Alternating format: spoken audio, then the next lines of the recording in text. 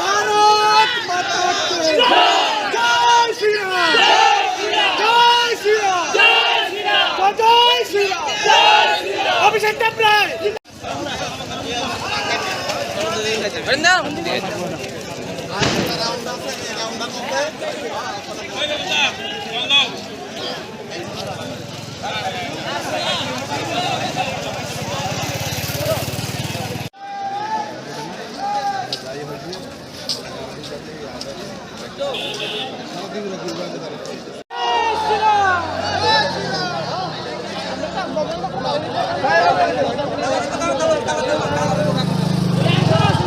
কারণ কাকরাবনের পৃষ্ঠাভূম থেকে মণ্ডল প্রেসিডেন্ট পর্যন্ত ডিস্ট্রিক্টে যারা অন্তত কাকরাবন মণ্ডলে আছেন সবাই যেভাবে কাজ করেছেন সেই কাজের নিরিখে আমি আশাবাদী ছিলাম।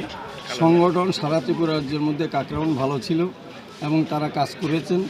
সর্বোপরি সরকার যেভাবে উন্নয়নমুখী কাজ করেছেন সারা কাকরাবন বিধানসভায়, এই উন্নয়নের নিরিখে সাধারণ মানুষ ভোট দেবেন এটা আমার প্রথম থেকে প্রত্যাশা ছিল। তো সেই প্রত্যাশার এই প্রতিফলন ঘটেছে। কারণ কাকরাবনবাসী সবাই পৃষ্ঠা প্রমুখ থেকে সবাই একটাই কথা, এই ৪৫ বছরের রেকর্ড আমরা ভাঙব আর নতুন রেকর্ড করব।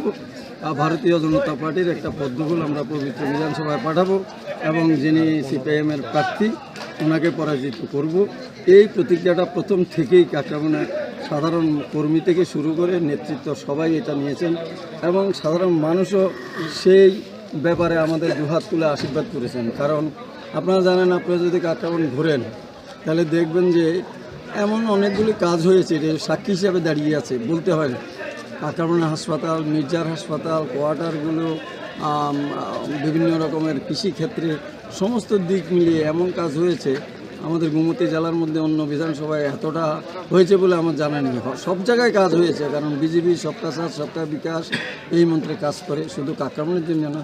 কিন্তু কাকরাবনটা উপেক্ষিত ছিল, তার জন্য আমাদের সরকারের কাছে পূর্বতন মুখ্যমন্ত্রী, বর্তমান মুখ্যমন্ত্রী যখনই আমরা গেছি সমস্ত মন্ত্রীরা কাকরাবনকে দুহাত জেলে সাহায্য করেছেন। তার জন্য এই উন্নয়নের নিরিখে এই ফল হয়েছে এবং আমি কাকরাবনবাসী, বিশেষ করে আমাদের দেবতুল্য কার্যকর্তাদের এই জয়ের জন্য সমস্ত তাদের উপর উৎসর্গিত করব।